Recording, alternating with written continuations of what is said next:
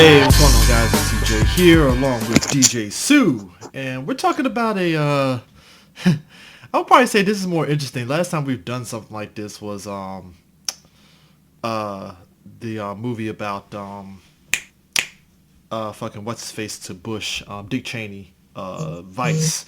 And we're Yeah, talking about Richard Jewell, which is a movie which is about the 96 Summer Olympic bombing that happened, and one Richard Jewell who was at the center of it. And it's one of those stories that what was interesting about it was I kind of remember a little bit about it, but I didn't pay much attention. And before this movie came out, well, actually, when they dropped the trailer for it, I was like, huh, that's interesting.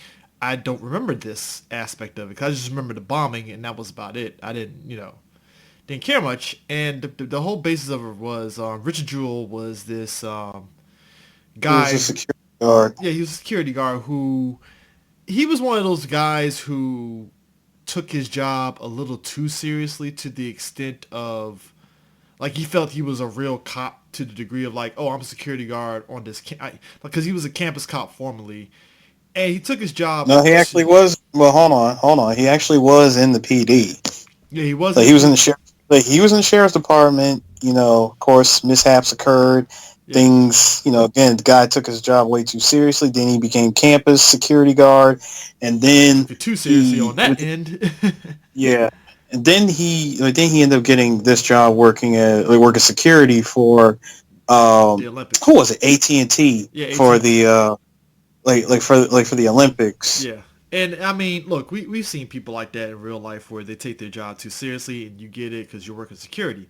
So in his case, he kind of fit that motif that we all see about those people. But in this instance, through just kind of how he was as a person, he found a book bag that he suspected could have had a bomb in it. Turns out it did have a bomb.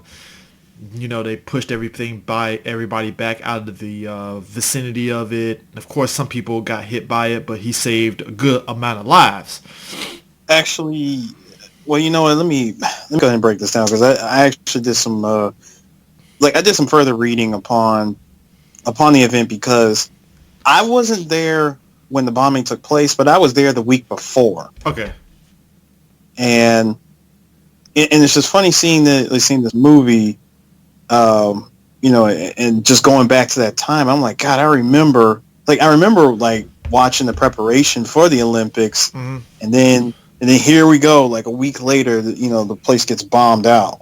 Yeah. But anyway, so it wasn't just like any book bag. This was like a military backpack that was left under a bench Yeah. by by the broadcasting tower. Hmm. Now, you gotta think, this is back in '96.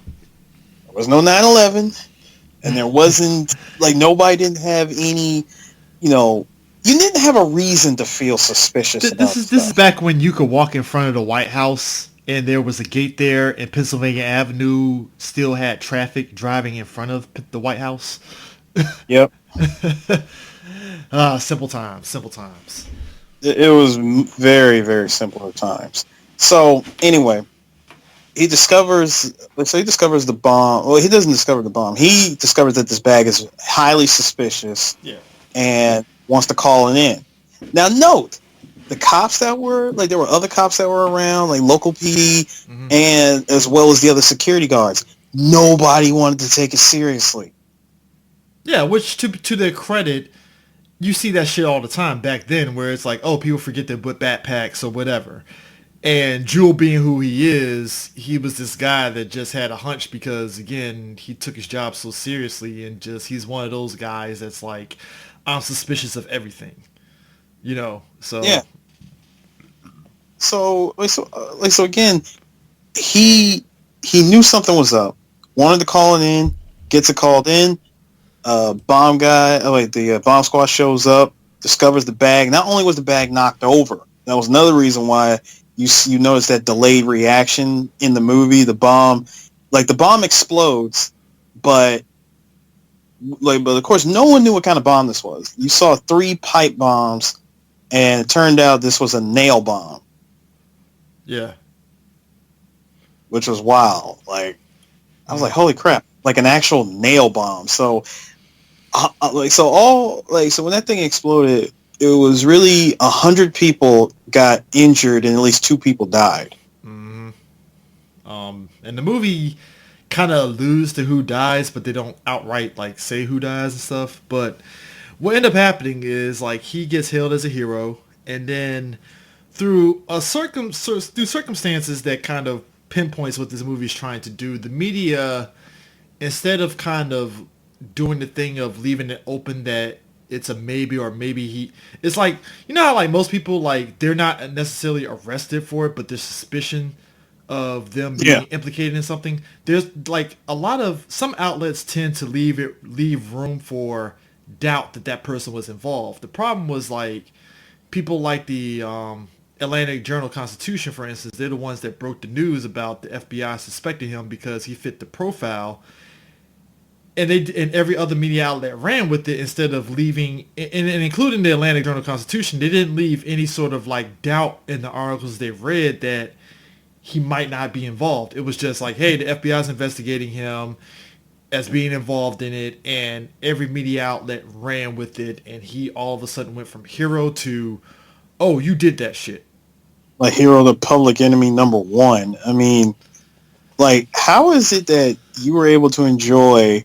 Well, I can't even say enjoy. Dude was like super Had a humble book about deal. it. Did several book deals. Thank God he had a lawyer for a good friend to tell him straight up, don't sign nothing. Let me look at it. As a matter of fact, don't sign nothing until I look at it. Don't do anything unless I'm there. Again, you got a good lawyer. Yeah, and shout outs to what's his face, was it Sam, how about to say Sam Worthington, Sam Rockwell. Sam Rockwell playing the lawyer, Watson Bryant, and Paul Wader-Hauser played Richard Jewell, who, if you remember, he played Tanya Harding's husband in Tanya, and he also played one of the Klansmen in Black Klansman. I don't know if did you see any of those movies? I saw Tanya, but I didn't see a Black Klansman. I want to check it out. Yeah, it's actually really good, but like he plays Richard Jewell like as Richard Jewell was. If you ever watch any archive video of Richard Jewell, he plays him to the T. Like he's this Yeah. guy that's just like has this like delusion of grandeur about being a cop, but his heart is in the right place to a degree, you know. Lives with his mom. Kathy Bates plays his mom and stuff. And Kathy Bates, she got a nomination for this movie, and I get why she does, because she nails every angle of his mom, like all the emotions and everything, and it's Oh, great. she knocked it out.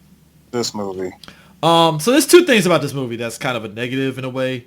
One, Here we go. so one, I felt the editing was a bit like weird. In particular, like when they go to his past, like back in the '80s when he's starting out and stuff, it was kind of weird. It's like, okay, so that's the '80s, and then we jump years later, and he still looks the same. It didn't feel like there was any like jump in terms of like visual Yeah, difference. how is it that his lawyer, you saw signs of age, like age kind of hit him, but yeah, but for him, nothing. He was still the same.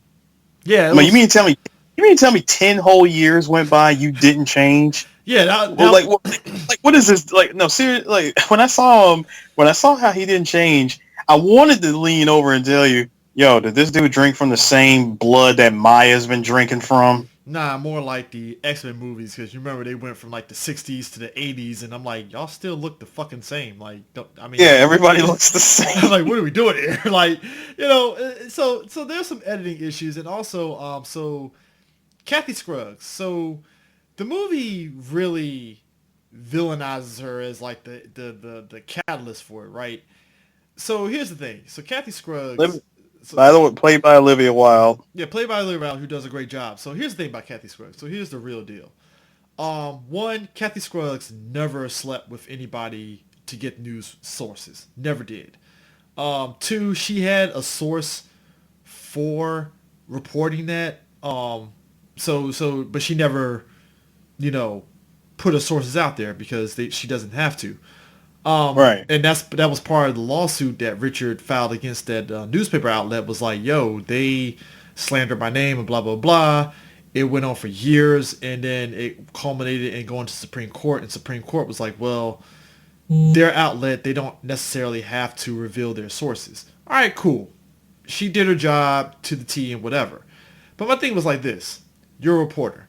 Your job as a reporter, yes, is to tell the news, but like, when you report the news at face value and you don't leave any doubt that he may have not did it, you kind of like you jump started everything, and that was the basis of Richard Jewell's lawsuit. And it's like, I'm not going to inherently blame her, but I'm going to blame her to a degree, because it's like, I get it, you got to report the news, but there's an air of like, hey, like, leave some doubt a little bit so that people aren't outright saying like, oh, he did it. You know, that was my thing.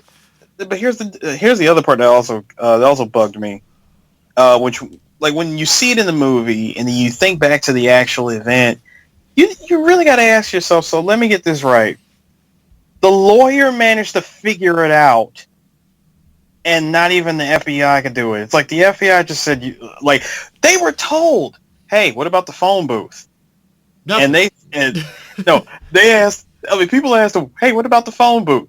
And the FBI said, and I quote, Chris, please, what did they say? Fuck the phone booth. Now, granted, here's the thing.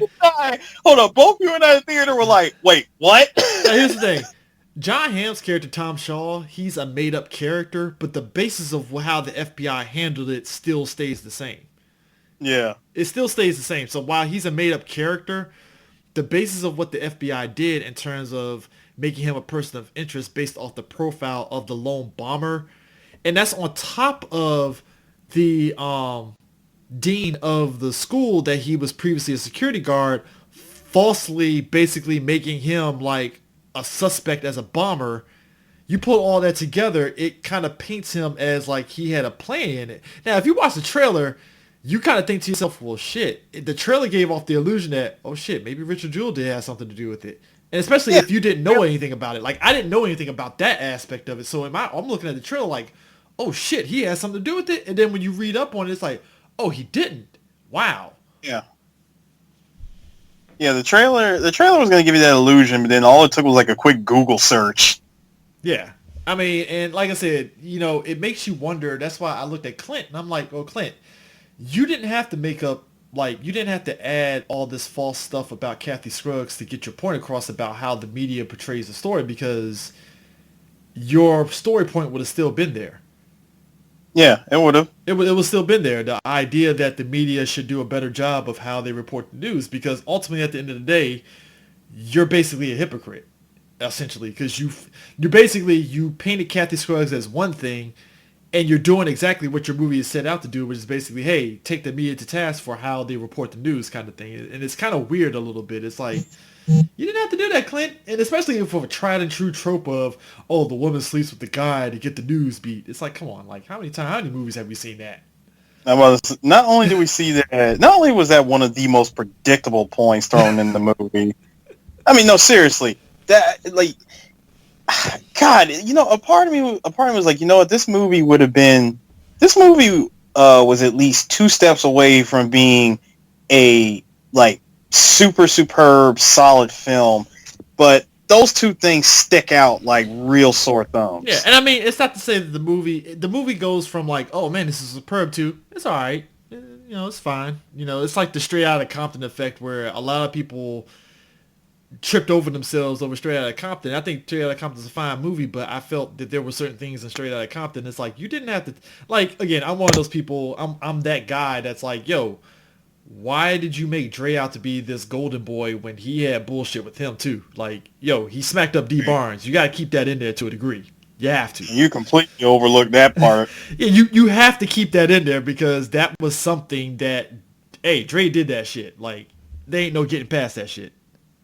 You know, which is why I give total respect to Bobby Brown for the New Edition story as well as his story, because he told the truth. He's like, look, I did that. I was on crack, dog. I was wild. Like when the actor was like, when he's there on set and the actor looked at him like, yo, Bob, you really did this? He's like, yeah, I did that. I was crazy. I was on drugs, man. And I think like if you, because like I said, it's like on one end they nailed Richard in the fact that he wasn't this perfect guy. But my thing is this, like when you start making Kathy look like a horrible person, it's like you didn't have to add those things. Like you, like inherently, you could have had her as a shades of gray reporter where yeah she did her job, but like she could have did it in a way that didn't really put a black eye on Richard to a Yeah. degree.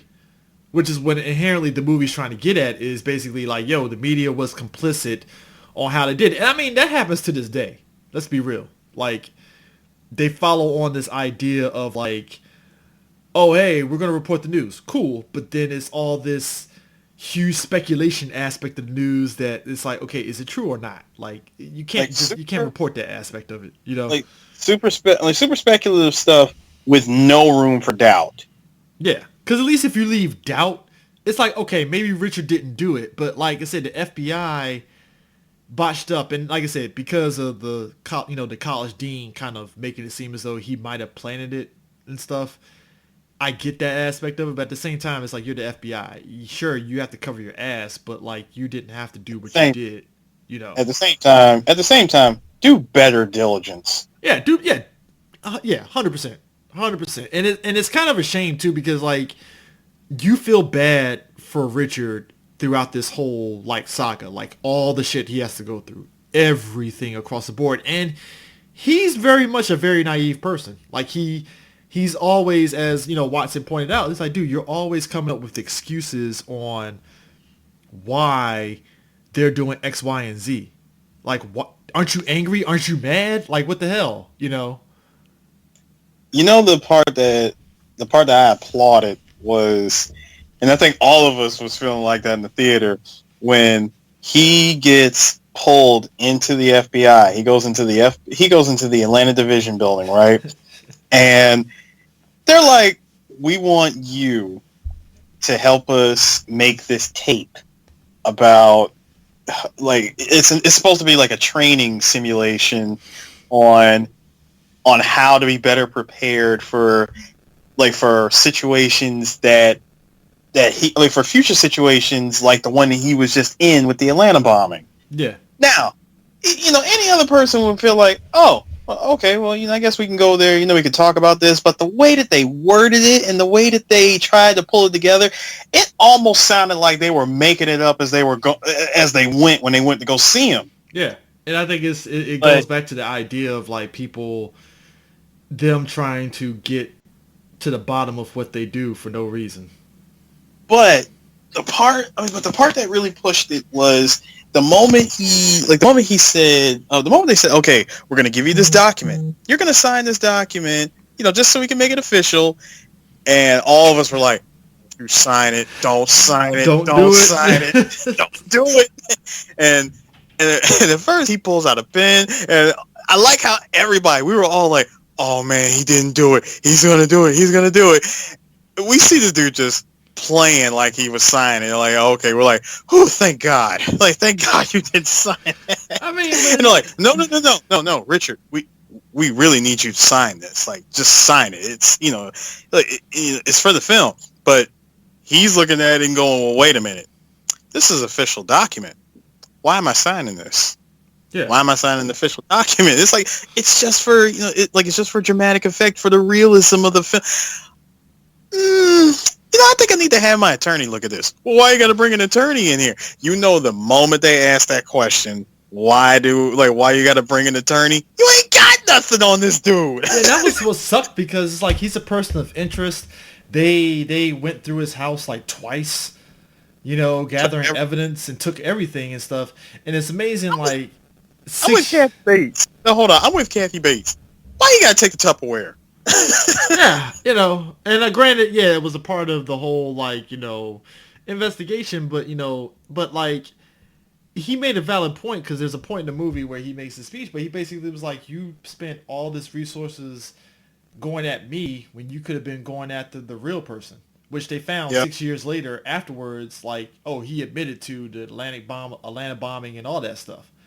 So it's like you put all your resources on me based on a profile, which you get like to a degree. You get why the FBI did that, but at the same time, it's like unless you have solid evidence, he was never like they bugged his house and all that stuff, but he was never arrested formally. Yeah, he was never arrested. He was never charged, which is why when he went to go talk with them officially, I was with him. I'm like, dude, do they even have a case? Do they even have anything on you? They're just doing all this investigating, and for what? Yeah. It's been like, not only did they spend 88 days investigating him Mm-hmm. and found nothing, you, you really got, like, you really ask yourself, like, dude, how do you go about your, your everyday life like that? Yeah. I Yeah. mean, how can you really? No, you really can't.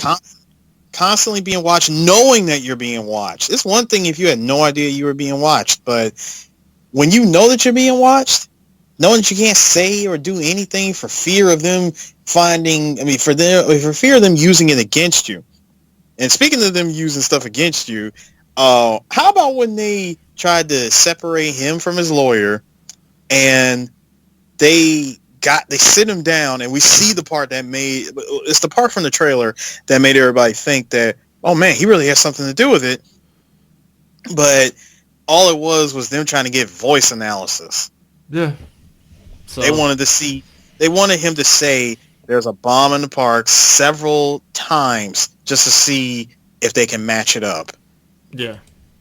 So, but like I think overall with the movie, it's fine. But I think those two glaring things of like how they betrayed Homegirl and certain other aspects, it kind of brings it down a bit, and it's like you didn't have to do that. You really didn't ultimately, because again, especially if your whole basis is, hey, we're trying to point out the fact that the media has to do a better job of how they cover news. All right, cool, but you don't have to make up shit.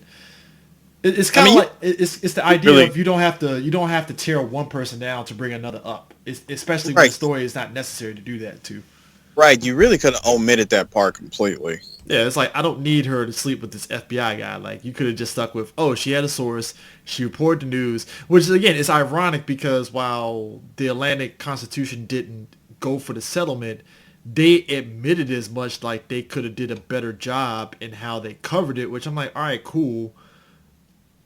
But I don't know. It's just it was one of those things. That was probably the one part of the movie that I'm still to this day baffled on is that the Constitution is still stuck to their guns on that. And I'm like, that's cool, but like, you guys still were kind of complicit in how that whole shit went down. You know? I mean, you didn't. I mean, you could have at least printed a retraction, or at least offered an apology when they went to, they went to you guys directly and said, "Look, we're here Got to get this a letter. retraction. We got this letter. We want to, we just want a retraction and an apology. That's all we want. If you could have given us that, we would not be here in this courtroom going through this lawsuit right now." Yeah.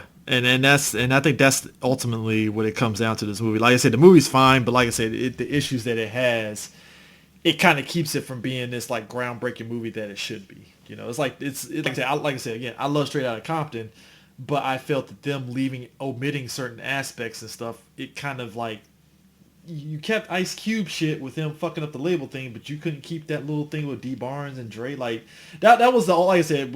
I know that's like these are two different movies, but it's like those key aspects.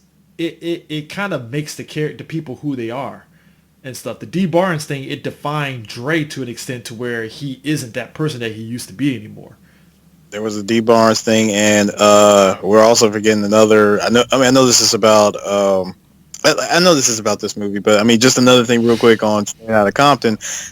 You completely eliminated Michelet. Yeah, yeah, yeah. And that was the thing. And it's like those were things that defined Dre to a degree. And while he's a different person today for it, it would have at least given people an idea of, well, he was wilding out when he was a damn kid. Clearly, Not gonna say kid, but just young adult. He was wilding out like shit. So it's like you trying to paint him as the golden boy. It's like, uh, uh. Like, stop it, movie. Yeah, it's like, come on, guys, don't do that. Don't do that. you know. Oh man, like I said, I'm not the one that makes these movies. So who am I to sit there and say that? Yeah, but I'm with you. I mean, again, Olivia Wilde, she portrayed the role very well. I just wish that the direction given to her could have been put in better light. I mean, you did not have to make her out to be like the super bad guy. Oh, they made her like the super bitch and a half. I'm like, god damn, like she's like, and even the John Hamm character, I get why you have to have a face of the FBI and stuff, which it works and stuff, but at the same time, it's like, damn, y'all, like I said, the FBI really was wilding, which he never sued the FBI, obviously, but it's like, damn, like y'all motherfuckers really were wilding out. All right, cool. Funny that they had to get a face for that movie because I think back to Goodfellas, and you remember towards the end of the movie, the who was it, the prosecutor, or no, sorry, the FBI agent who was talking about putting Henry in the witness protection program. Yeah, yeah. That guy, he's the actual guy. He's the actual agent who dealt with the real Henry Hill. Oh, nice. Yeah, like they actually got the real guy from the like, real. Hey, don't play the Babe in the Ruse routine, lady. Yeah, like that wasn't just some actor. That was actually him. Oh man, that was always funny. Some stuff like if they had done some stuff like that, that'd have been interesting. Yeah, I mean, it's definitely one of those things. So, but yeah. Anyways, that's it for the review. I might try to catch Jumanji this weekend. I might hit you up to see if you want to check it out and stuff. But I don't know. Like I said, we might do a review. It'll probably be like after the weekend if we do it and stuff. That depends on if I catch it this weekend. But whatever. But yeah, Richard Jewell was definitely. I think I liked it just because of the different experience that came from this. So that was great. Yeah, still a solid movie. Yeah, it was good. So, anyways, yeah, if you get a chance to check it out, I'm not gonna say it's you gotta go see it, but if you get a chance to see it, hey, go check it out. It's worth your time. Yeah. But anyways, we will catch you guys later. Peace out. Deuces.